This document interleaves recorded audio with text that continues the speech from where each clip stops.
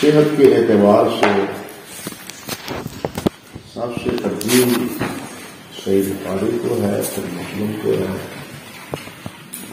پھر وہ ہے جو بخاری اور مسلم کی شرط پر ہے، پھر وہ ہے جو بخاری کی شرط پر ہے، پھر وہ ہے جو مسلم کی شرط پر ہے جی۔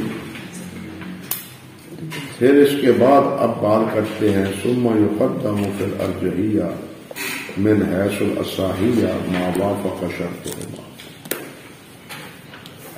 کہ پھر مقدم کی جاتی ہے ترجیح کے اعتبار سے، اصحیت میں ترجیح کے اعتبار سے جو بخاری اور مسلم کی شرط کے مطابق ہو۔ امام بخاری اور امام مسلم کی شروط کیا ہے؟ میں نے ذکر کیا تھا کہ دونوں ائمہ نے کوئی شرط ذکر نہیں کی، صرف امام مسلم رحمۃ اللہ علیہ نے البتہ جو راویوں کے طبقات ذکر کیے ہیں ان طبقات کے تحت احادیث کی تقسیم ذکر کی ہے، یا پھر روایت معاصر کی معانن کے ہونے کے لحاظ سے اس کے اتصال عدم اتصال پر گفتگو کی ہے، باقی شرائط نہیں ہے۔ اسی طرح یہی پوزیشن امام بخاری رحمۃ اللہ علیہ کی ہے، البتہ جو نام انہوں نے رکھا ہے امام بخاری رحمۃ اللہ علیہ نے، اس نام سے کچھ چیزیں واضح ہو جاتی ہیں کہ صحیح بخاری میں امام بخاری رحمۃ اللہ علیہ کا مقصود کیا ہے، لیکن احادیث لانے کی شرطیں کیا کیا ہیں یہ اس نام سے بھی اجاگر نہیں ہوتی۔ تو امام حازمی رحمۃ اللہ علیہ نے اور اسی طرح حافظ ابن طاہر رحمۃ اللہ علیہ نے میں ذکر کیا تھا کہ ان دونوں حضرات نے شروط الائمہ الخمسہ اور شروط الائمہ الستہ کے نام پر دو علیحدہ علیحدہ کتابیں مرتب کی ہیں، اور امام دونوں کتابوں کے تتبع سے اور دونوں کتابوں کے استقراء سے وہ سمجھ لیجیے انہوں نے ان کی شرائط کو متعین کرنے کی کوشش کی ہے۔ اللہ اکبر کبیرہ، اللہ اکبر کبیرہ۔ یہ پھر کہہ دیں دیکھیں کہ عموماً یہ امام حاکم رحمۃ اللہ علیہ بھی کہہ دیتے ہیں مستدرک میں هو علی شرطہما، یا علی شرط البخاری، یا علی شرط مسلم، یہ کہہ دیتے ہیں، دیکھا ہے آپ نے۔ لیکن اس میں دو باتیں قابل غور ہوتی ہیں۔ پہلی بات تو یہ کہ علی شرطہما یا شرط البخاری یا مسلم، یہ اس حد تک تو من وجہ درست ہے کہ امام بخاری اور امام مسلم کے راویوں سے، صحیح بخاری اور صحیح مسلم کے راویوں سے یہ حدیث مروی ہے، مگر صحیح بخاری اور صحیح مسلم سے پہلے جو اسانید ہیں، یعنی امام حاکم کے دور سے لے کے امام بخاری رحمۃ اللہ علیہ کے شیوخ تک، سمجھے نا، یہ پہلے جو 2 یا 3 واسطے آتے ہیں امام بخاری کے شیخ تک پہنچنے کے، ان کے بارے میں تو یہ حکم نہیں لگایا جا سکتا نا علی شرطہما کا۔ یہ حکم لگاتے ہیں کن پر؟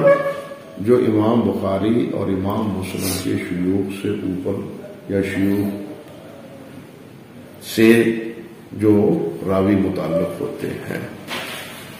اور آپ اگر دیکھیں مستدرک کو تو آپ کو بہت سے راوی ایسے مل جائیں گے جن کے بارے میں حافظ ذہبی یہ بات کہتے بھی ہیں علی شرط بخاری یا مسلم، لیکن جو پچھلے راوی ہوتے ہیں وہ قابل اعتبار نہیں ہوتے، بلکہ وہ اوقات وہ وضاع بھی ہیں، یعنی قذاب اور وضاع بھی ہے، اور ایسی پوزیشن میں حافظ ذہبی رحمۃ اللہ علیہ اشارہ کر دیتے ہیں کہ یہ روایت درست نہیں ہے، اس کو علی شرط البخاری یا مسلم نہیں کہنا درست۔ تو بہرحال یہ علیحدہ مسئلہ ہے۔ دوسری بات ایک اور سمجھنے کی آگے بڑھنے سے پہلے کہ حافظ امام ذہبی رحمۃ اللہ علیہ تعلیق المسند میں یا تعلیق المستدرک میں جب حدیث اختصار نقل کرتے ہیں نا، تو نقل کرنے کے بعد جو اوپر حکم لگایا ہوتا ہے اس کا خلاصہ بھی ذکر کر دیتے ہیں۔ اس کا لائن ہے کوئی جلد حاکم کی مستدرک کی، اس کا خلاصہ بھی نیچے ذکر کر دیتے ہیں۔ یہ کوئی جلد لے آئے۔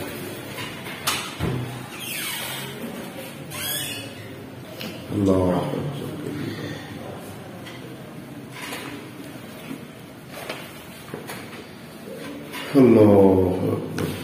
ہو یار، یہ نا وہ لائن اس کا وہ انہوں نے اپنا ہی تحقیق شروع کی ہے، اس کے ساتھ وہ نہیں ہے، یہ روایت ذکر کی ہے۔ یہ اللہ آپ کا بھلا کرے۔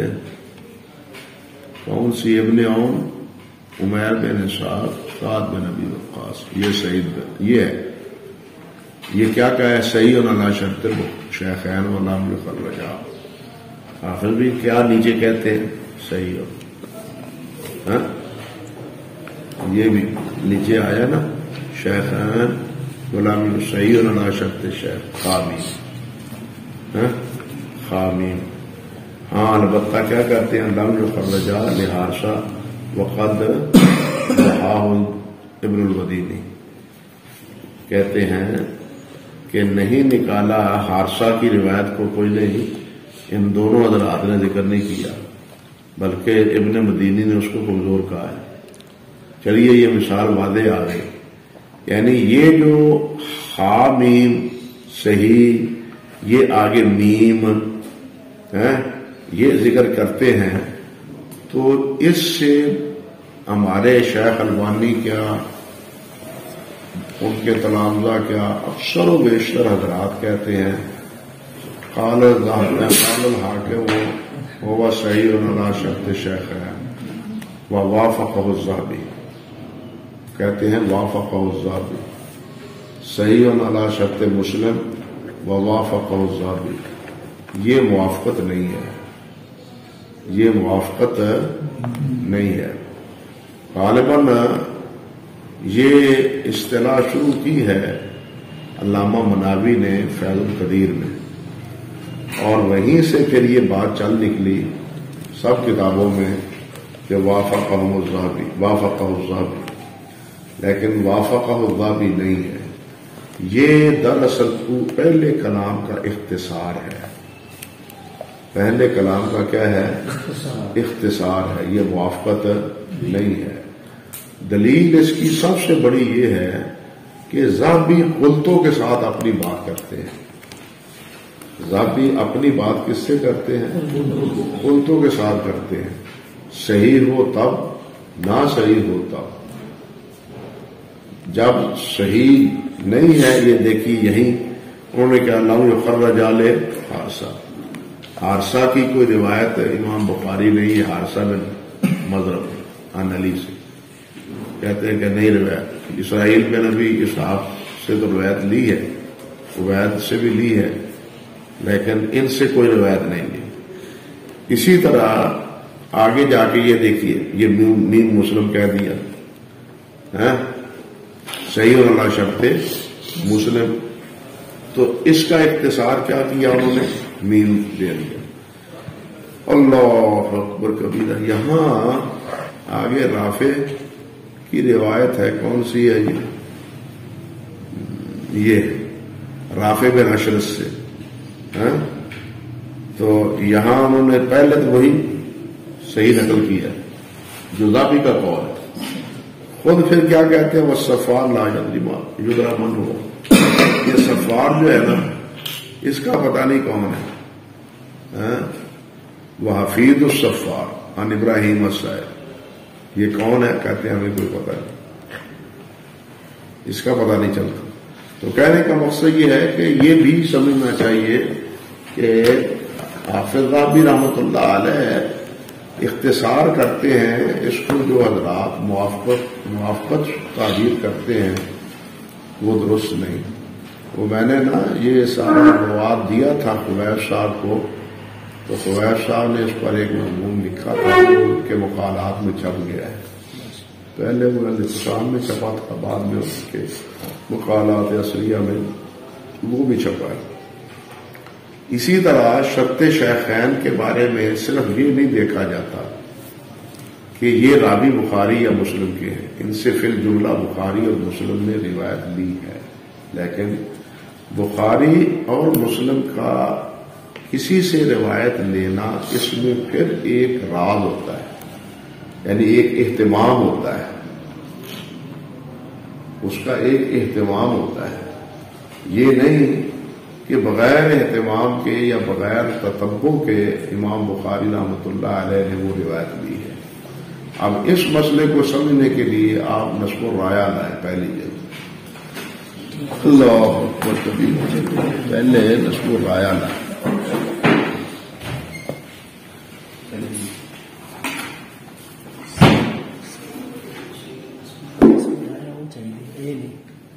پرانی توا جو ہے نا وہی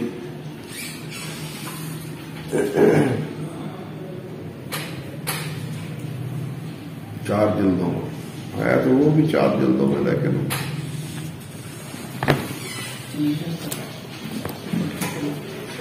بدل جاتے ہیں۔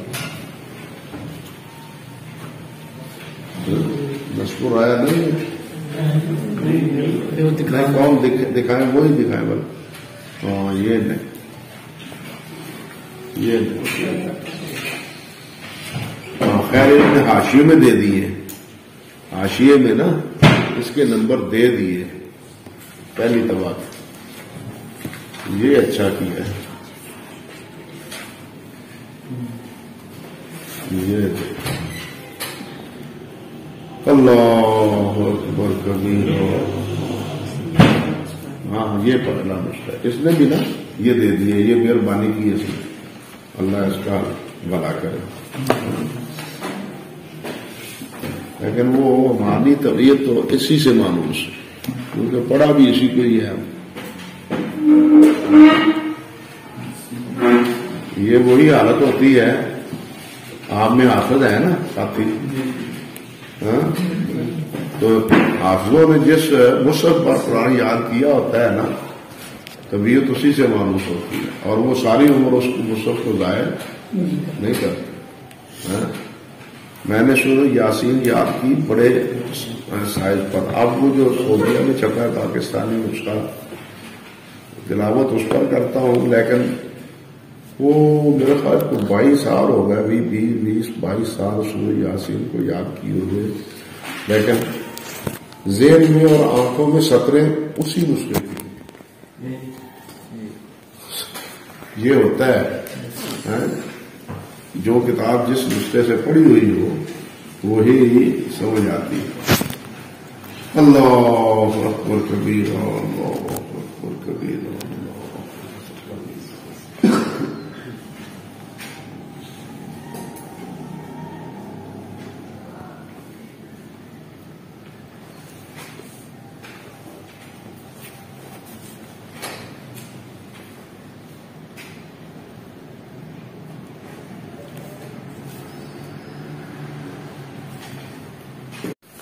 کہتے ہیں کہ راویوں سے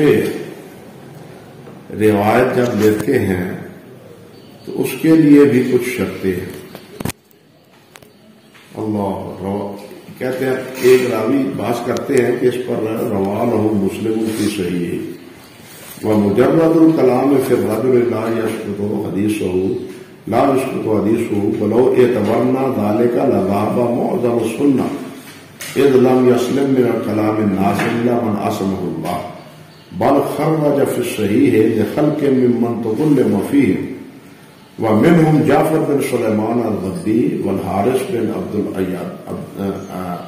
الأيادي وأيمن بن عبد الحبشي وخالد بن مخلد القدوانی وسعید بن سوید بن سعید الحرسانی ویونس بن ابی اسحاق جی وغیرہ ولیکن صاحب الصحیح رحمهم اللہ اذا اخرجا لمن تکل ما فیہ فإنهم ينتقون من حدیثه ما توبع علیہ وظہرت شواہدہ وعلم ان له اصلا ولا يرون ما تفرد به سيما اذا خالفه الثقات كما اخرج مسلم لابي اويس حديث قسمت الصلاة بيني وبين عبدي لانه لم ينفرد به بل رواه غيره من الاشبار. کہتے ہیں کہ کمالک و شعبہ وابن عیینہ فسار حدیث و مطابعتا وهذه العلة راجت على كثير ممن استدرك على الصحيحين فتساهلوا في استدراكهم ومن أكثرهم تساهلا الحاكم أبو عبد الله في كتابه المستدرك فإنه يقول هذا حديث على شرط الشيخين أو أحدهما وفيه هذه العلة إذ لا يلزم من قول الراوي محتجا به في الصحيح أنه إذا وجد في أي حديث كان ذلك الحديث على شرطه. سمجھے بات؟ خلاصہ کلام یہ ہے کہ بخاری اور مسلم کے جو راوی ہیں، جس طرح یہاں کہا کہ علی شرط، جو امام بخاری اور مسلم کی شرط پر، اب بخاری اور مسلم کی شرط پر راویوں کو دیکھ کے کہ اس سے بخاری اور مسلم نے روایت لی، یا اس سے بخاری نے لی، یا اس سے مسلم نے لی. امام بخاری اور امام مسلم تو ان راویوں سے بھی روایت لے لیتے ہیں جن میں کلام ہے، لیکن وہ ان کی اس روایت کو لیتے ہیں، اللہ آپ کا بھلا کرے، جس طرح انہوں نے کہا، یا تو اس کے شواہد ہوتے ہیں یا اس کی مطابقت ہوتی ہے، منفرد روایت نہیں لیتے ہیں جی. اب اس اصول کو تو وہ سامنے نہیں رکھتے استدراک لکھنے والے، یعنی یہ قاعدے، اس بات کو تو وہ ملحوظ نہیں رکھتے ہیں. راوی دیکھ کے کہہ دیتے ہیں علی شرط ہمارا، راوی محض کہہ کے دیکھ کے کہہ دیتے ہیں علی شرط ہما علی شرط البخاری یا مسلم. تو یہی بات بالآخر انہوں نے کہی ہے کہ اللہ آپ کا بھلا کرے، اذ لا يلزم من قول الراوی محتجا به فی الصحیح انه اذا وجد فی ای حدیث، کسی حدیث میں وہ راوی پائے جائیں، او احدہما وفیہ هذه العلة اذ لا يلزم من قول الراوی محتجا به فی الصحیح انه اذا وجد فی ای حدیث كان ذلك الحديث على شرط لما بيناه بل الحاكم كثيرا ما يجيء الى حديث لم يخرج لغالب روایت في الصحيح. آگے پھر پوری یہ بات، یہ سارا صفحہ دیکھنے کے قابل، یہ سارا اس کی مثالیں دی ہیں. پھر آگے کہ اس کو علی شرط بخاری کا، حالانکہ اس میں یہ ہے علی شرط مسلم کا، اس میں سب یہ تساہل ہے. اس کی پھر آگے مثالیں دی، یہ صفحہ 341 اور 342 ہے. اللہ اکبر کبیر، اللہ اکبر.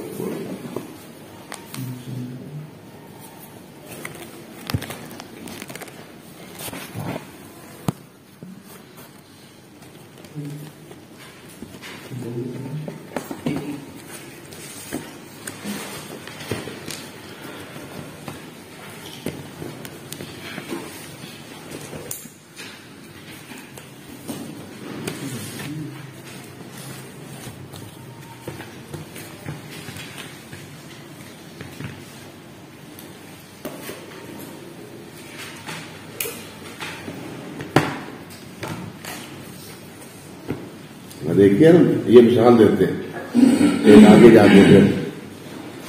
مثال کے طور پر وہ کہتے ہیں اللہ اکبر اللہ اکبر اللہ.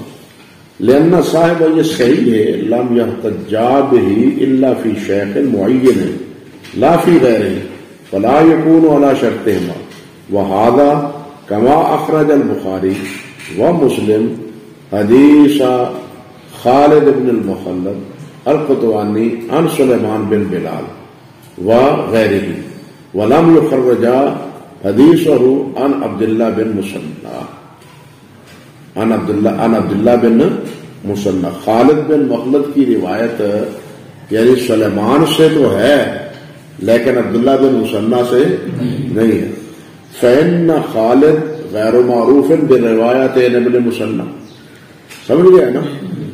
فإذا قال قائل في حدیث یروی خالد بن مخلد عن ابن مسنہ هذا على شرط البخاری، کیونکہ عبداللہ بن مسنہ سے بھی بخاری نے روایت لی، خالد بن مخلد نے بھی سے بھی روایت لی.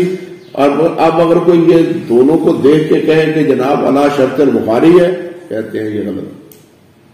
فرماتے ہیں هذا علی مسلم کان متساہلا، تو کیا کہیں یہ ہوگا متساہل. وکثیر ما یجوز علی حدیث فی رجل ضعیف اور متهم بالقذف وغالب رجال صحیح فیقول هذا على شرط الشیخین او البخاری او مسلم وهذا ايضا تساہل فاحش. یہ سارا صفحہ دیکھنے کے قابل. اللہ اکبر کبیر. سمجھے بات؟ اور اسی طرح یہی بات اس کتاب کا بھی جو اصل مرجع ہے نا اس باس کا، وہ علامہ ابن عبد الحادی رحمۃ اللہ علیہ کی کتاب الصارم المنقی ہے. اس باس کا جو اصل مرجع ہے نا، جو اس سے بھی زیادہ تفصیل سے جنہوں نے گفتگو کی ہے، وہ امام ابن عبد الحادی کی کیا ہے الصارم پھر رد علی السبکی جو ہے اس پر، اور اس کا یہ 256 صفحے سے لے کے آگے تک یہ بات اس میں موجود. اب تو صارم المنقی 200 جلدوں میں آ گئی ہے تحقیق کے ساتھ، اور اس کے ساتھ کوئی تھوڑا سا تتمہ بھی ہے صارم المنقی کا. پہلے ایک ہی جلد میں چھپی تھی. یہ ہمارے بر صغیر میں بڑا مسئلہ رہا. مولانا بشیر احمد شاہ سوانی حج پر گئے تو وہ مدینہ طیبہ نہ جا سکے، واپس آ گئے. بعض حضرات نے پھر اس پر اعتراض کیا تو انہوں نے کتاب لکھ دی. پھر ان کے جواب میں مولانا عبدالحی صاحب نے کتاب لکھی. مولانا عبدالحی کے جواب میں پھر مولانا شاہ سوانی نے کتاب لکھی. یہ پھر ردود ایک دوسرے کے چلتے رہے. وہ آخری کتاب جو لکھی مولانا بشیر احمد صاحب نے، تو سنتے ہیں ہم اپنے شیوخ سے کہ مولانا عبدالحی رحمۃ اللہ علیہ کا یہ تبصرہ تھا کہ معلوم ہوتا ہے شاہ سوانی صاحب کے سامنے الصارم المنقی آ گئی ہے. بلکہ مولانا شاہ سوانی نے حضرت میاں صاحب رحمۃ اللہ علیہ سے پوچھا تھا کہ اس مسئلے کے بارے میں آپ رہنمائی فرمائیں کسی کتاب کی، تو حضرت میاں صاحب نے ان کو رہنمائی کی تھی الصارم المنقی. سمجھے؟ پھر الصارم المنقی نواب صاحب سے کہہ کے مولانا شاہ سوانی نے نواب صاحب سے کہہ کے یہ کتاب یمن سے یا کسی اور دوسرے مصر سے منگوائی تھی. اس وقت چھپی نہیں تھی نا، تو نواب صاحب سے کہہ کے یہ کتاب منگوائی تھی مولانا شاہ سوانی نے. پھر وہ یہاں چھاپی حدیث آپ کے بزرگوں نے الصارم المنقی فی الرد علی السبکی. تو یہ بات بھی پوری تفصیل کے ساتھ اصل میں کس میں ہے؟ الصارم المنقی میں. اللہ اکبر کبیر، اللہ اکبر. اور اسی قسم کی بات تھوڑی سی حافظ ابن قیم رحمۃ اللہ علیہ نے زاد المعاد میں بھی کی. زاد المعاد میں جہاں سجود القرآن کی بات ہے نا، قرآن مجید کے سجود کی کتنے سجدے ہیں، اس بات کے ضمن میں ہے جو میرے پاس نسخہ ہے اس کا تو صفحہ ہے 96 جلد اول.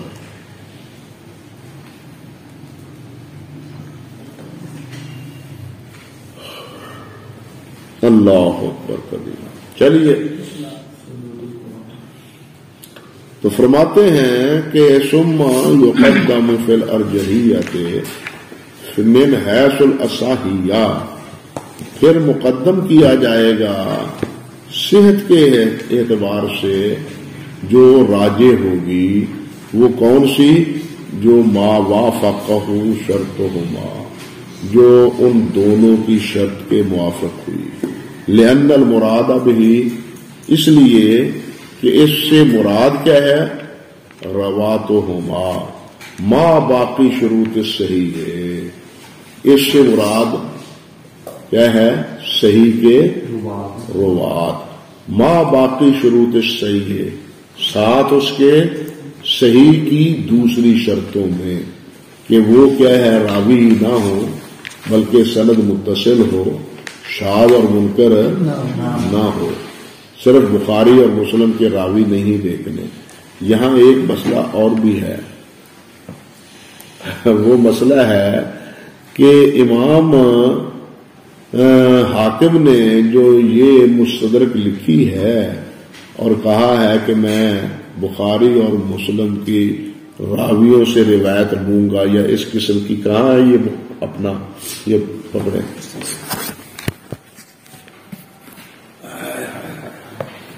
پہلی جلد، تیسری جلد، پہلی جلد ہے مقدمے کی. اس کی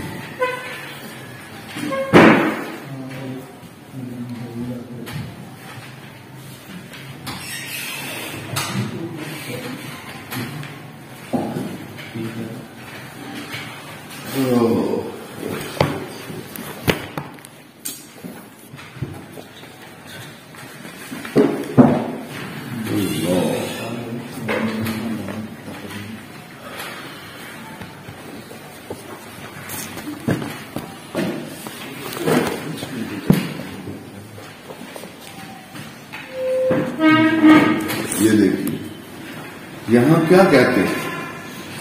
یہاں کہتے ہیں کہ وَأَنَا أَسْتَعِينُ اللَّهَ عَلَى إِخْرَاجِ أَحَادِيثِ رُوَاتُهَا ثِقَاتٌ قَدْ احْتَجَّ بِمِثْلِهَا الشَّيْخَانِ رضی اللہ عنہما او أحدهما وهذا شرط الصحیح عند کافۃ فقہاء اہل الاسلام. یہ کہتے ہیں. اب اس عبارت کے بارے میں خاصا اختلاف. کیا کہ اس سے مراد بخاری مسلم کے راوی ہیں یا بخاری مسلم کے راویوں کی طرح کے سکا راوی ہیں؟ بات سمجھے؟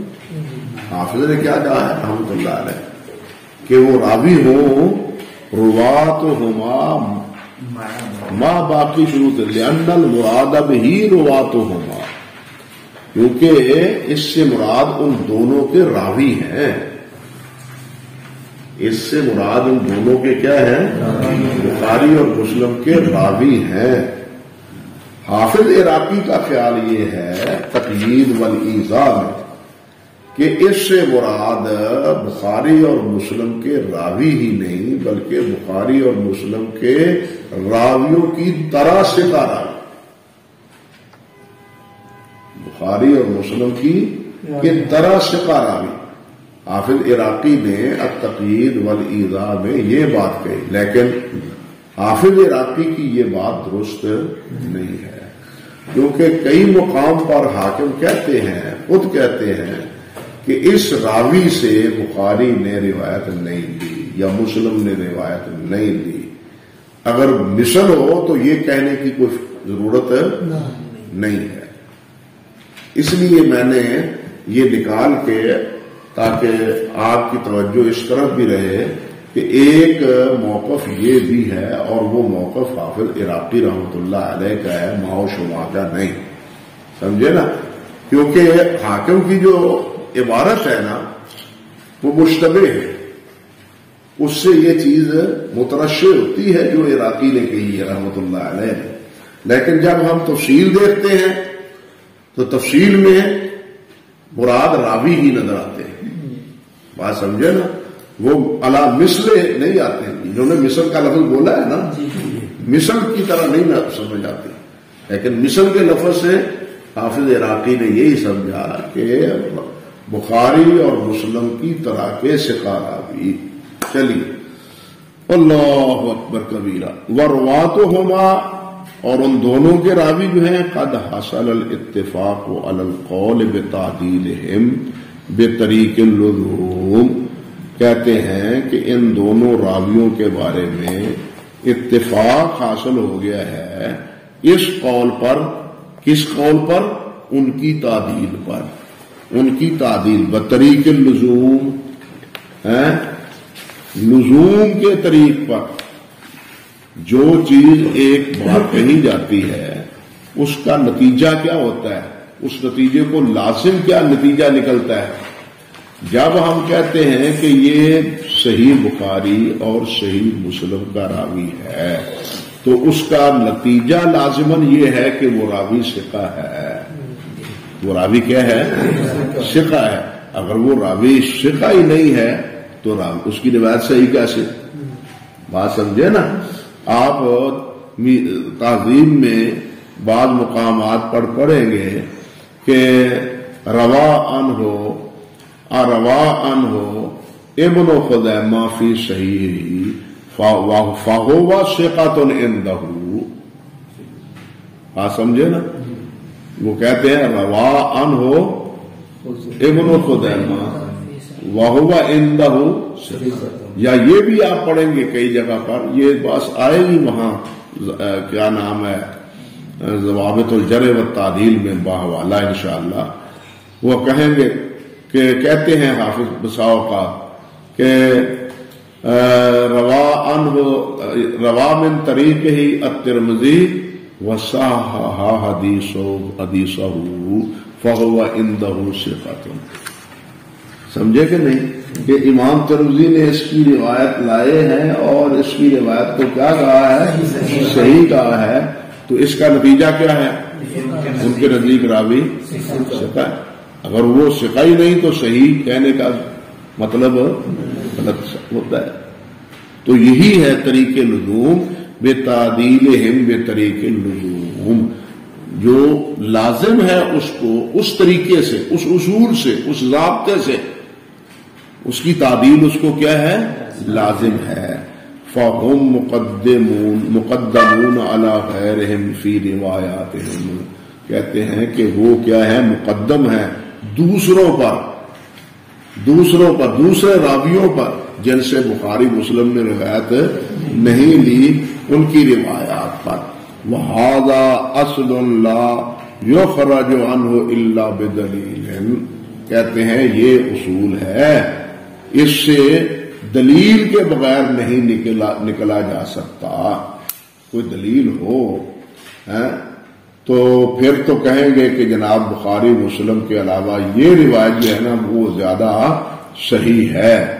اگر کوئی دلیل نہ ہو، کوئی اور قرینہ نہ ہو تو ہم یہ نہیں کہہ سکتے کہ یہ جناب صرف محض راویوں کو دیکھ کے کہ یہ کیا ہے بخاری مسلم سے اصح ہے.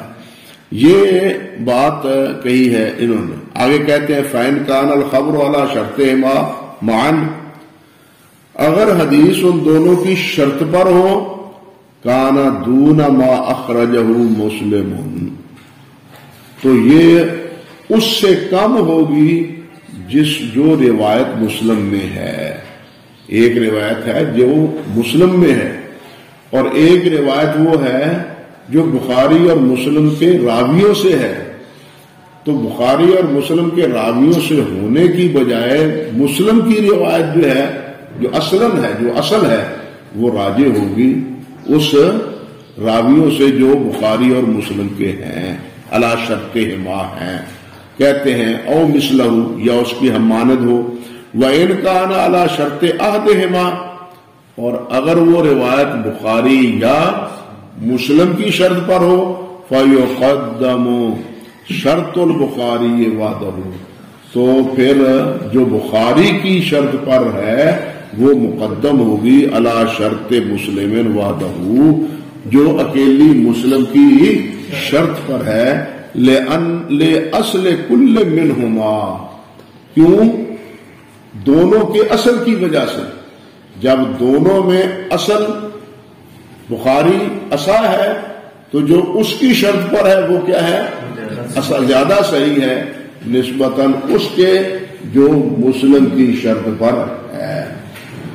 اللہ اکبر۔ یہ بات ابن الصلاح رحمۃ اللہ علیہ نے بھی کہی اور دوسرے حضرات نے بھی کہی، لیکن حافظ قاسم قطلوبہ رحمۃ اللہ علیہ جو حافظ ابن حجر کے شاگرد بھی ہیں اور ان کے معاصر یوں کہہ لیجیے کہ ساتھی، ان کے استاد علامہ ابن حمام رحمۃ اللہ علیہ، اور پھر ابن حمام کے شاگرد ابن امیر الحاج، اور ابن امیر الحاج کے بعد پھر باقی بالخصوص باقی احناف حضرات سارے کے سارے الا ماشاء اللہ وہ یہ کہتے ہیں کہ یہ تطبیق یا یہ ترتیب وہ مقلدانہ ہے، محققانہ نہیں ہے۔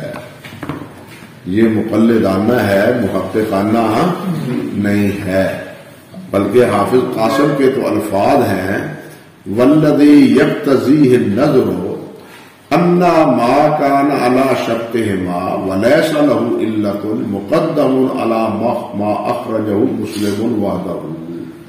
کہتے ہیں کہ غور و فکر کا تقاضا تو یہ ہے کہ جو روایت علی شرطہما ہو وہ مقدم ہو اس سے جو تنہا مسلم میں ہے، کیوں کہ وہ دونوں کی شرط پر ہے، وہ دونوں کی شرط پر ہے، لہذا وہ تو مقدم ہونی چاہیے تنہا جو مسلم میں ہے، سمجھے نا؟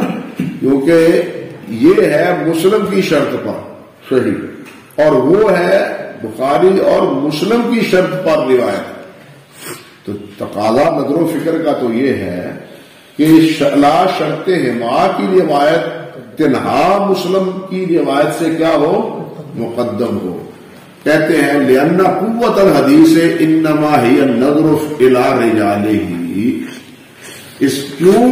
اس لیے کہ حدیث کی تقویت وہ کس بنا پر ہے؟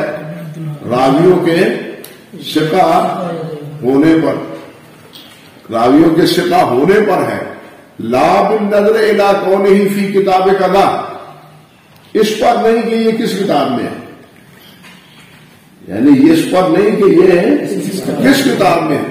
فما ذکرہ المصنف شان المقلد فی الصناع، کہ مصنف نے جو کچھ کہا ہے یہ تو مقلد کا حال ہے، مقلد ایسی باتیں کرتا ہے لیکن یہ عالم نہیں، لا شان العالم، عالم کی یہ شان نہیں ہے۔ حافظ قسطلوبہ نے تو یہ یہاں تک کہہ دیا۔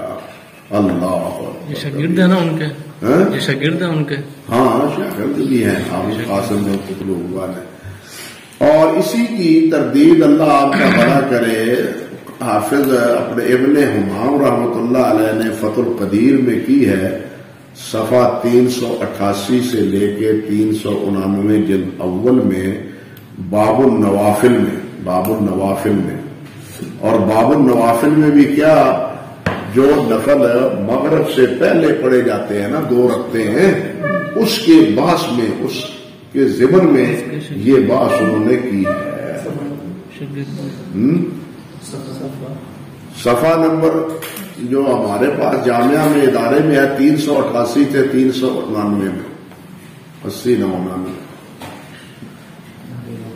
باب النوافل کے تحت، اور یہی بات ابن امیر الحاج نے کہی ہے التحریر کی شرح میں۔ التحریر پھر ابن حمام کی ہے، اس کی شرح ابن امیر الحاج نے کی ہے، اور اس شرح کا جو ہے نا صفحہ 30 جلد 3 ہے، 4 جلدوں میں یہ کتاب ہے، جلد 30 صفحہ نمبر 30 اور جلد نمبر 3۔ اللہ اکبر کبیرہ. سمجھے یہ بات؟ اور یہی بات ہمارے اب اس دور میں جتنے احناف ہیں نا سب اسی کی پیروی کر رہے ہیں اسی اصول. مگر مولانا عبد الحی لکھنوی رحمۃ اللہ علیہ نے ان حضرات سے اختلاف کیا ہے. مولانا عبد الحی لکھنوی رحمۃ اللہ علیہ نے ان تمام حضرات سے کیا کیا ہے؟ اختلاف کیا ہے. ان کی یہ جو کتاب ہے نا الاجوبۃ الفاضلہ عن الاشرۃ الاشرہ عن الاسئلۃ الاشرہ کی اس طرح کر کے نام ہے. تو اس میں انہوں نے اس کی تردید کی ہے. اسی طرح ان کی ایک کتاب ہے ابراز الغیب.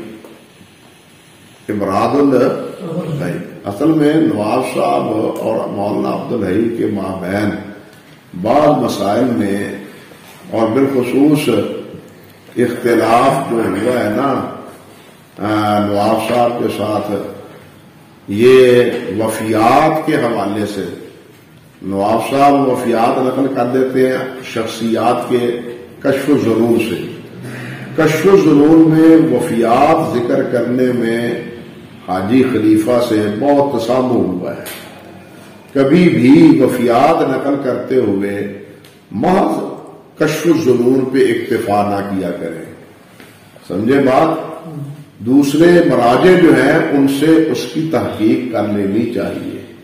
اور ایسے ہی غیر مستلزم الصحہ نواب صاحب کو پھر یہ تانا دیتے ہیں مولانا عبد الحی کہ جو صحت کا لحاظ نہیں کرتے وہ یہ بات انہوں نے وفات یہ لکھی ہے یہ لکھی ہے یہ لکھی ہے حالانکہ ان کی وفات یہ ہے. تو یہ نواب صاحب اور مولانا عبد الحی کے مابین یہ اختلافات چلتا رہا. اور مولانا عبد الحی کے جواب میں بعض کو کہتے ہیں نواب صاحب ہی لیکن بعض کہتے ہیں کہ مولانا بشیر احمد ساسوانی تھے پیچھے. اور بعض یہ بھی کہتے ہیں کہ نہیں ایک اور عبد الصمد یا کیا نام لکھا ہوا ہے ان کی طرف کتاب منسوب ہوتی تھی. بڑی اچھی اچھی کتابیں ہیں. وہ ایک کتاب کا نام ہے تبصرۃ الناقد برد قید الحاصل. تبصرۃ الناقد برد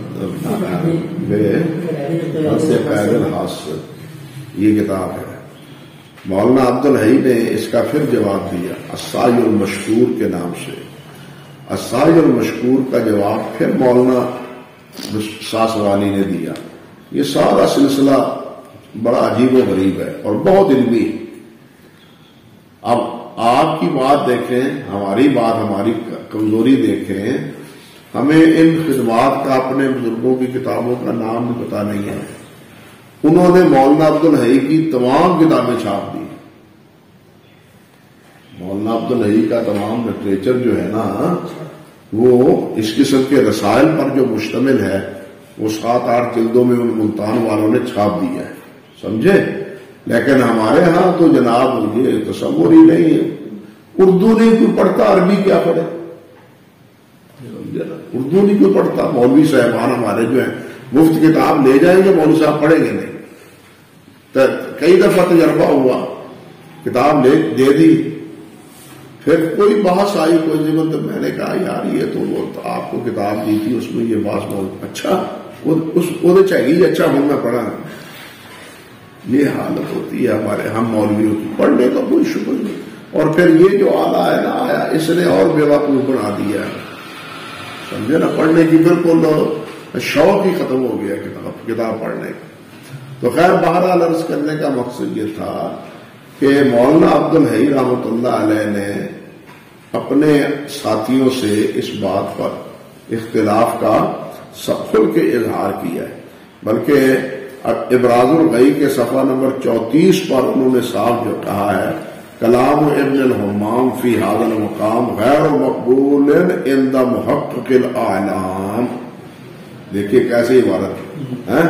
اور اسی طرح ظفر الامانی میں بھی جو شرح مختصر جو جانی ہے ظفر الامانی یہاں آپ کے پاس پڑی ہے، یہ تحقیق کے ساتھ چھپی ہے، اب تو ابو غدہ صاحب کی تحقیق کے ساتھ، پہلے یہ ہندوستان میں چھوٹے سائز پر چھپی تھی.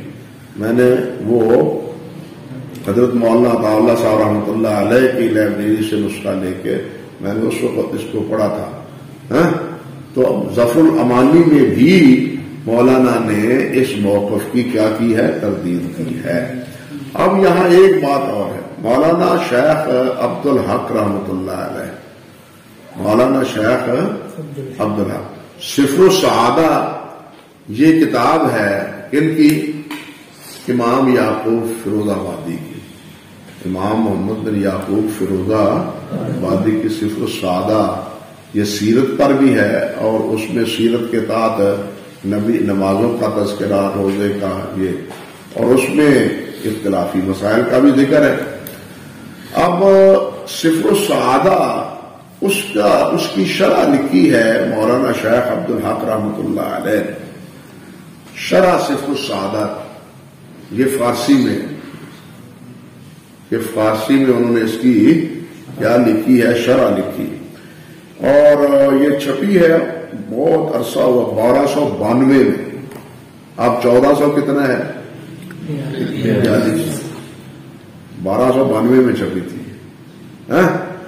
تو اس میں اللہ اکبر، وہ جیسے کہتے ہیں نا، نکل جاتی ہے سچی بات جس کے منہ سے مستی میں، فقیہ مصلحت بھی سے مرندے قدا خار اچھا، کہتے ہیں نا، نکل جاتی ہے سچی بات جس کے منہ سے مستی میں، فقیہ مصلحت بھی سے مرندے خار اچھا. تو یہ شیخ عبد الحق نے وہاں اس کتاب کے مقدمے میں کہی ہے.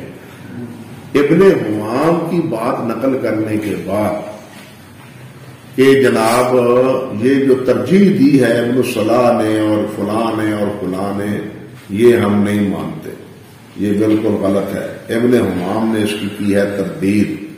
پھر یہ کہہ کے کہتے ہیں کہ وَإِن سُخن نافع و مفید است، سن لے عبارت، یہ فارسی ہے نا، دار غرض از شرعی کتاب کہ اس بات و تائید مذہب ائمہ مجتہدین است، خصوصاً مذہب حنفی، و غرض شیخ ابن الحمام نیز ہمی است، کہ ابن حمام نے جو یہ اختلاف کیا ہے اس شرط سے، ان کا بھی مقصد کیا ہے، امام اپنے مسلک کی تائید ہے، کیونکہ ہمارے مسلک کی اکثر و بیشتر روایتیں جو ہے نا وہ بخاری اور مسلم کی ہمارے مسلک کے مخالف آتی ہیں متداول مسائل میں. تو اب اگر یہ اصول مان لیں تو پھر ہمارا مسلک تو گیا، پھر ہمارا مسلک تو گیا نا. جب آپ کہتے ہیں ترجیح کس کو ہے، بخاری مسلم کو، پھر بخاری مسلم کی شرط کو، پھر جناب فلاں کو، پھر فلاں کو. اگر یہ بات، یہ ترجیح کا اصول مان لیں تو پھر ہمارا مسلک تو گیا. ابن حمام نے بھی جو اس اصول کی مخالفت کی ہے تو ان کا بھی مقصد اپنے مسلک کی کسی حمایت کے لیے کا ہے. یہ بات صاف صاف انہوں نے کہہ دی، اللہ والوں نے، اللہ ان کا بھلا کرے. ہم کہتے ہیں نا اگر یہ بات ہے تو شاید بہت سو کو تکلیف ہوتی، بہت سو کو تکلیف ہوتی، لیکن اب تو خود انہوں نے کہہ دی ہے کہ یہ حقیقت یہ ہے اس اصول کی، ماننے کے، اس اصول کو ماننے کے باوجود کہتے ہیں حقیقت یہ ہے. بڑی بات ہے، صاف گوئی کی بات، بہت ان کی اچھی بات ہے کہ انہوں نے صاف صاف بات حقیقت کہہ دی. پھر شرح صفر السعادہ میں اللہ معاف فرمائے، وہ پہلے جتنی کتابیں ہیں فقہا کی لکھی ہوئی ان میں سے جو جتنی ضعیف، موضوع اور بے اثر روایتیں ہیں نا ان کی بھی بھرمار ہے شرح صفر السعادہ میں. اللہ اکبر کبیر، بس اللہ مہربانی فرمائے. تو خیر عرض کرنے کا مقصد یہ تھا، یہ ساری تفصیل ذکر کرنے کا، کہ آپ کے سامنے یہ بات آئے کہ یہ اصول ترجیح کا جو ہے نا وہ کس بنیاد پر ہے. اس بنیاد پر حافظ رحمۃ اللہ علیہ نے بھی کہا ہے فتح اس میں کیا نام ہے النقط میں، اس میں بھی وہ آگے کہتے ہیں اصل مسئلہ یہ ہے کہ جب آپ ایک روایت کے بارے میں کہتے ہیں کہ اس روایت کو تلقی میں قبول حاصل ہے، جس طرح کہ پہلے آپ پڑھ چکے ہیں، تو تلقی میں قبول صحیح ہے کو حاصل ہے، مانتے ہیں یا نہیں مانتے ہیں؟ جب تلقی بالقبول مانتے ہیں تو تلقی بالقبول کی حیثیت ایک اجماع کی ہے۔ جب ایک اجماع کی حیثیت ہے بخاری مسلم کی روایتوں کو، تو وہ اس اجماع کی بنیاد پر وہ راجح قرار پاتی ہیں، جس پر اجماع نہیں ہے اگرچہ وہ صحیح سند صحیح کیوں نہ ہو۔ بات سمجھے یا نہیں سمجھے؟ اگرچہ وہ صحیح سند سے ہی کیوں نہ ہو۔ اللہ اکبر۔ یہ اب دیکھیں ایک مثال، آپ دیکھیں یہ مثال آگے چل کے کریں یا آج ہی کر لیں؟ کیا کر ہی لیں، کچھ نہ کچھ مسئلہ ہو۔ یہ لائیں آپ فتح الباری لائیں، اللہ اکبر، پہلی جلد لائیں، اور اسی کے ساتھ جو ہے نا اللہ آپ کا بھلا کرے پہلی جلد لائیں نا، اور نامی جلد بھی لائیں۔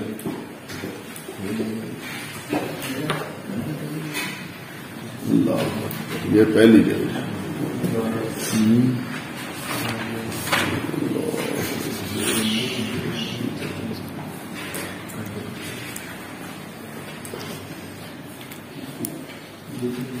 اللہ اکبر کبیرہ۔ وہ بات آئی تھی نا اس میں کیا نام ہے نصور آیا میں بھی، اب دیکھیں اس کی بالکل واضح سی مثال۔ یہ روایت لائے ہیں امام بخاری رحمۃ اللہ علیہ، باب من اعاد الحدیث والسلاسل، اس میں حضرت عبدہ بن عبداللہ حدثنا عبد الصمد قال حدثنا عبداللہ بن مسنہ قال حدثنا سمامہ بن عبداللہ بن انس عن النبی صلی اللہ علیہ وسلم۔ یہ ساری روایت ذکر کرنے کے بعد آپ دیکھیں کہ حافظ ابن حجر رحمۃ اللہ علیہ اسی روایت کے بارے میں فرماتے ہیں اللہ اکبر، وعبداللہ بن مسنہ ممن تفرد البخاری بإخراج حدیثه دون مسلم وقد وثقه الإجلی والترمذی، وقال ابو درع وابو حاتم صالح، وقال ابن ابی خیثمہ عن ابن معین لیس بشیء، وقال النسائی لیس بالقوی۔ قلت لعلہ اراد فی بعض حدیثه وقد تقرر ان البخاری حيث يخرج لبعض من فيه مقال لا يخرج شيئا مما انكر عليه، سمجھے؟ وقول ابن معین ليس بشيء اراد به في حديث بعينه سئل عنه وقد قواه في رواية اسحاق بن منصور عنه، وفي الجملة فالرجل اذا تثبتت عدالته لم يقبل فيه الجرح الا اذا كان مفسرا بامر قادح، وذلك غیر موجود فی عبداللہ ابن مسنہ هذا۔ پورا دفاع کیا ہے، سمجھ گئے؟ دفاع کیا ہے عبداللہ بن مسنہ۔ اب نامی جلد پکڑ اللہ اکبر۔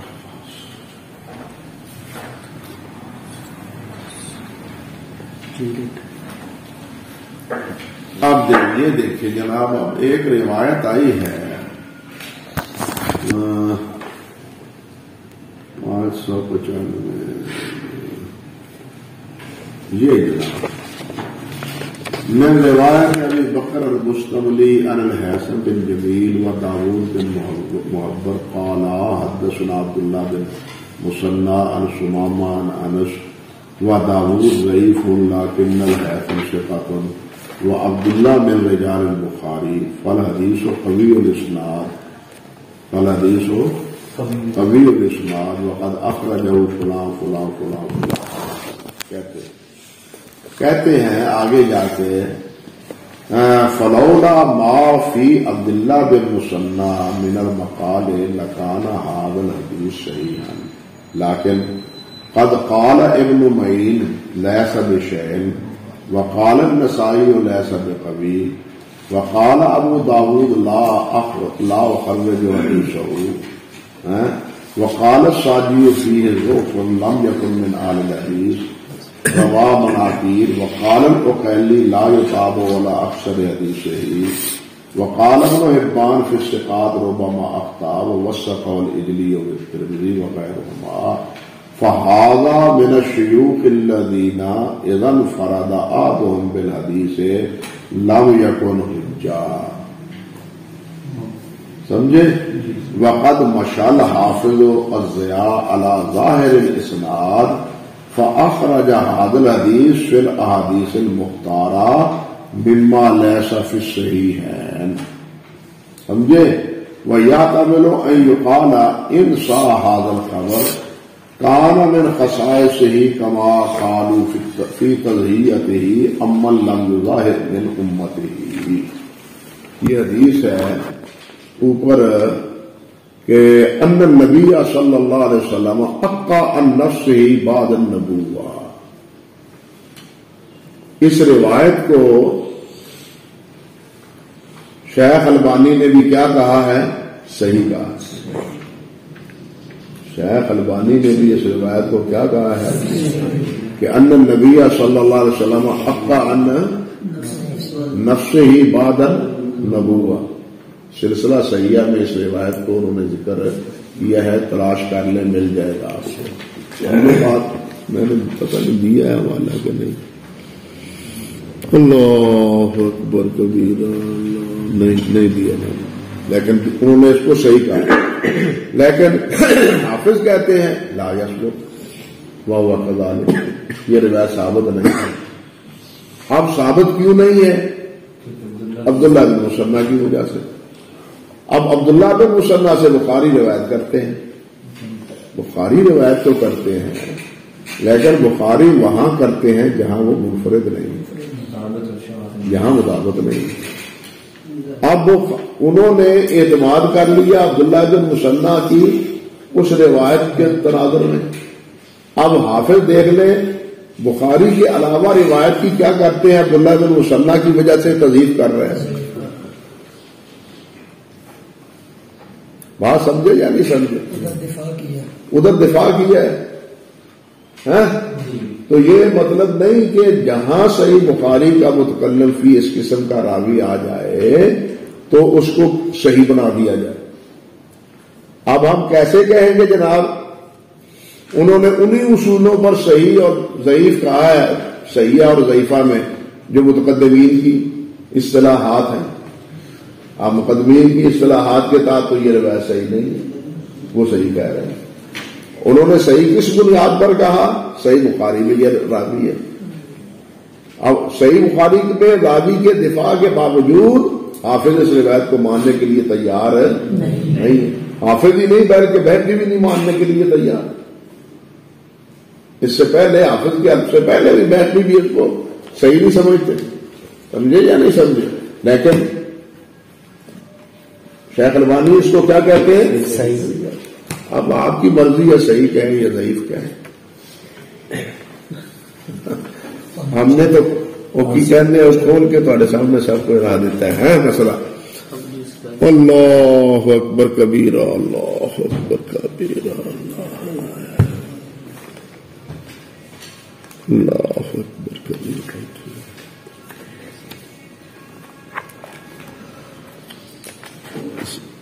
سمجھے بات بھائی؟ اللہ اکبر، اللہ اکبر.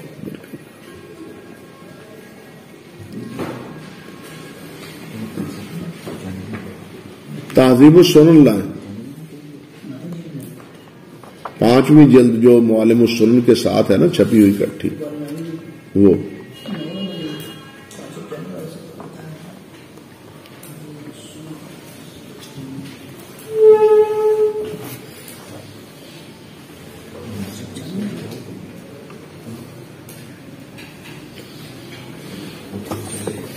معالم السنن ابو داؤد کی شرح ہے شریف آدمی نہیں، اول المعبود کا ہی نام لیتے ہیں آپ صرف. معالم السنن اور مختصر منظری اور تہذیب السنن یہ اکٹھی چھپی. پہلے ادھر چھپی تھی، بعد میں اللہ تعالیٰ کروڑ رحمتیں فرمائے شاہ مشکور شاہ صاحب پر 5ویں جلد انہوں نے اس کو چھاپ دیا. بڑے علم دوست ساتھی تھے، بہت علم دوست. سب سے پہلے کتاب انہوں نے تحقیق الکلام چھاپی تھی 1968 جب پنڈی کانفرنس ہوئی تھی، تو انہوں نے اپنے دستے مبارک سے لکھ کے مجھے وہ تحفے کے طور پر دیا تھا تحقیق الکلام. میں اس وقت آخری سال میں تھا، گجرا والا حضرت صاحب کے پاس پڑھتا تھا. انہوں نے اپنے دستے مبارک سے دیا تھا، عنایت فرمائی. اللہ اکبر کبیرہ.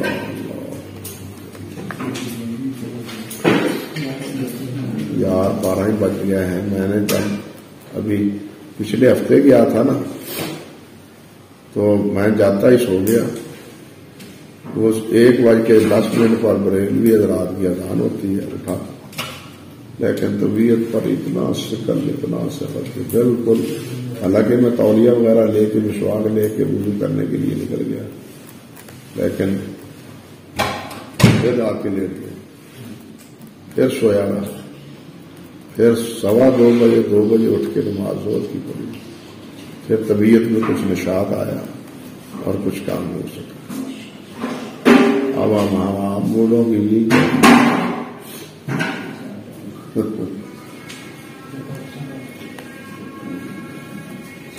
یار کیا وجہ ہے، کیوں نہیں ملتی آپ کو یہ کتاب؟ حد ہو گئی. یہ نیلی جلدیں ہماری سامنے نظر نہیں آ رہی آپ کو؟ حد ہو گئی یار. انا للہ و انا الیہ راجعون. دسو میں تو ویخ لئی.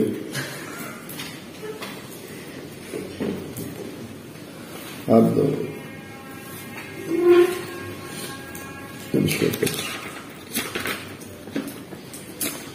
یہ اس لیے کہ میرے پاس بھی تقریباً یہی نیلی جلد ہے،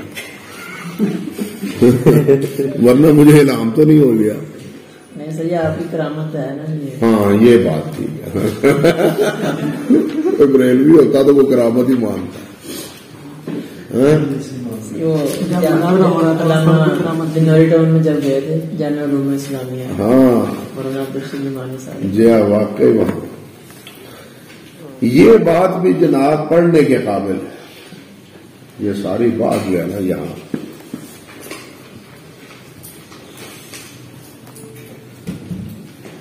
یہ ساری بات 325 اور 326 میں پڑھنے کے قابل ہے. اسی حوالے سے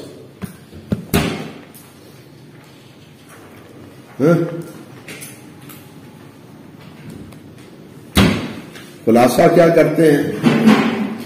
وطائفۃ تجد الرجل قد خرج حدیثه فی الصحیح وقد احتج به فیہ فحیث وجدوه فی حدیث قالوا هذا على شرط الصحیح واصحاب الصحیح یقولون قد انتقوا حدیثه ورووا له ما تابعه فيه الثقات ولم يكن معلولا ولم يتركوا من حديثه المعلول وما شذ فيه وانفرد به عن الناس وخالف فيه الثقات او رواه عن غير معروف بالرواية عنه او رواه عن غير معروف الرواية عنه ولا سيما اذا لم يجدوا حديثه عند اصحابه المختصين به. مختص اساتذہ سے وہ روایت لیتے ہیں، گویا کہ وہ جس طرح حافظ نے کہا ہے کہ طبقات ہیں امام بخاری کے راویوں کے، کہتے ہیں فَإِنَّ لَهُمْ فِي هَذَا نَظْرًا وَاعْتِبَارًا اخْتَصُّوا بِهِ أَمَّنْ لَمْ يُشَارِكْهُمْ فِيهِ فَلَا يَلْزَمُ حَيْثُ وُجِدَ حَدِيثٌ مثل ھذا یکون صحیحا ولہذا کثیرا ما یعلل البخاری ونظراؤہ حدیث الثقۃ بانہ لا یتابع علیہ. ثقہ کی راوی کی روایت کے بارے میں بخاری کہہ دیتے لا یتابع علیہ، اس کی مطابقت نہیں. تو یہ بات بھی 325-326 صفحے میں اسی حوالے سے آپ ملاحظہ فرمائیں. اللہ اکبر کبیرہ.